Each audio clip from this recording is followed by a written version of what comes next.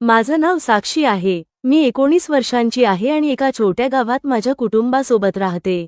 मला कधीच वाटलं नव्हतं की माझ्या मावसभावाचं माझ्या आयुष्यात इतकं महत्त्व असेल. ही गोष्ट साधारण 7-8 महिन्यांपूर्वीची आहे. एक दिवस आईला फोन आला. फोनवर माझी मावशी होती. ती विचारत होती, घरात सगळं ठीक आहे का? साक्षी कशी आहे? आईने सांगितलं, सगळं ठीक आहे. मावशी हसत म्हणाली, साक्षीला आमच्याकडे पाठव. ती इथे येऊन शिकू शकेल. शाळेच्या सुट्ट्या लागतील तेव्हा पाठव. पण मावशीने ठामपणे सांगितलं, साक्षीला आता पाठव. ती आणि राहुल एकत्र अभ्यास करतील. दोघांनाही फायदा होईल. दुसऱ्या दिवशी मी मावशीच्या घरी पोहोचले. मावशीने हसत स्वागत केलं आणि म्हणाली, साक्षी, तू आता खूप मोठी झालीस. राहुलही तुझ्याच वयाचा आहे. तुम्ही दोघे मिळून अभ्यास करा. मावशीला एक मुलगा राहुल आणि एक मुलगी प्रिया आहे. राहुल आणि मी एकाच कॉलेजमध्ये शिकतो. प्रिया 12वी पूर्ण करून घरी होती. रात्री मी, मावशी आणि प्रिया गप्पा मारत होतो. मामा बाहेर गेले होते. तेव्हा राहुल माझ्याजवळ आला आणि हसत म्हणाला, साक्षी, आपली परीक्षा जवळ आली आहे. चल, एकत्र अभ्यास करूया. मावशीनेही सांगितलं, हो, तुम्ही अभ्यास करा. मग मी आणि राहुल त्याच्या खोलीत गेलो आणि अभ्यास सुरू केला. आम्ही अभ्यासाबरोबर गप्पाही मारत होतो. वेळ कसा निघून गेला कळलंच नाही. रात्री 12 वाजले. मी म्हणाले, मला झोप येते. बाकीचा अभ्यास सकाळी करू. राहुल हसत म्हणाला, ठीक आहे, तू प्रियाच्या खोलीत झोप. सकाळी 8 वाजता मी उठले आणि कॉलेजसाठी तयार झाले. राहुल अंघोळ करून बाहेर आला. त्याने फक्त टॉवेल गुंडाळला होता. मी त्याला पाहून थोडी लाजले आणि म्हणाले, कॉलेजला उशीर होतोय म्हणून लवकर आले. कॉलेजमध्ये गेल्यावर राहुलच्या वर्गातील एक मुलगी मला म्हणाली, राहुल आज आला नाही का? मी सांगितलं, नाही, त्याला काही काम होतं. ती हसत म्हणाली, तुला माहिती आहे का? राहुलला गर्लफ्रेंड आहे. मी थोडी गोंधळले आणि विचारलं, खरंच? ती पुढे म्हणाली, हो, त्याने कोणाला तरी सांगितलं आहे. मी सगळा दिवस याच विचारात होते.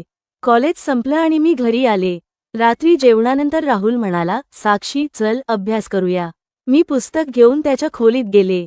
तो मध्येच गप्पा मारत होता, पण माझं लक्ष नव्हतं. त्याला कळलं की माझ्या मनात काहीतरी आहे. तो म्हणाला, साक्षी, काय झालं? सकाळी मी तुला सोडायला आलो नाही म्हणून रागावलीस का? मी म्हणाले, नाही, असं काही नाही.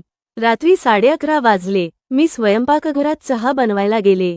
परत येताना ऐकलं, राहुल फोनवर कोणाशी तरी बोलत होता. मी विचारलं, राहुल, तुझी गर्लफ्रेंड आहे का? तो हसला आणि म्हणाला, कोणी तुला सांगितलं? नाही, असं काही नाही. तेवढ्यात लाईट गेली. अंधारात आम्ही गप्पा मारत होतो. अचानक माझा पाय त्याच्या पायाला लागला. मग थोडा वेळाने राहुलचा हात माझा आंब्यांना लागला.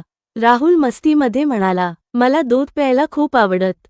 आम्ही दोघे हसलो आणि म्हणालो, सॉरी. मी दिवा लावला. आम्ही पुन्हा अभ्यास सुरू केला. पण मला थोडं अस्वस्थ वाटलं. मी म्हणाले, राहुल, मला आता झोप येते. तो हसत म्हणाला, ठीक आहे, उद्या अभ्यास करू. मी प्रियाच्या खोलीत जाऊन झोपले. सकाळी लवकर उठले आणि मावशीला सांगितलं, मला घरी जायचं आहे, काही काम आहे. मावशी म्हणाली, अजून 2-3 दिवस थांब ना. पण मी घरी जायचं ठरवलं. घरी पोहोचल्यावर राहुलचा फोन आला. तो म्हणाला, साक्षी, काय झालं? तुला काही त्रास झाला का? मी सांगितलं, नाही, फक्त घरी यायचं होतं. तो म्हणाला, सॉरी, जर काही चुकीचं वाटलं असेल तर. यापुढे असं होणार नाही. आम्ही दोघे हसत गप्पा मारू लागलो. काही दिवसांनी आम्ही पुन्हा भेटलो. राहुलने मला सांगितलं, साक्षी, तू माझी खूप चांगली मैत्रीण आहेस. मला तुझ्यासोबत अभ्यास करायला खूप आवडलं. मी हसले आणि म्हणाले, मलाही. तेव्हापासून आम्ही एकमेकांना अभ्यासात आणि इतर गोष्टींमध्ये मदत करतो. आमची मैत्री आणखी घट्ट झाली आणि आम्ही एकमेकांचा आदर करायला शिकलो. मित्रांनो, कथा आवडली असेल तर नक्की आमच्या चॅनलला सबस्क्राईब करा. काळजी घ्या.